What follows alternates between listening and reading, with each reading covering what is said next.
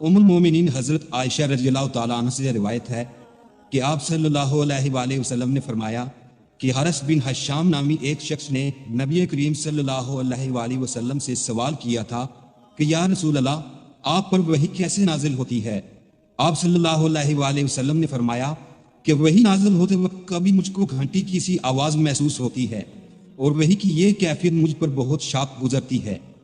जब ये कैफियत खत्म होती है तो मेरे दिलो दिमाग पर उस फरिश्ते के जरिए नाजिल शुदा वही महफूज हो जाती है। और किसी वक्त ऐसा होता है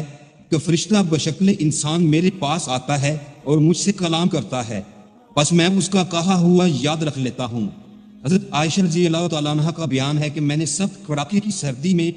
नबी करीम सल्लल्लाहु अलैहि वसल्लम को देखा है कि आप पर वही नाज़िल हुई, और जब इसका सिलसिला मौकूफ हुआ तो आप सल्लल्लाहु अलैहि वसल्लम की पेशानी पसीने से शराबूर थी।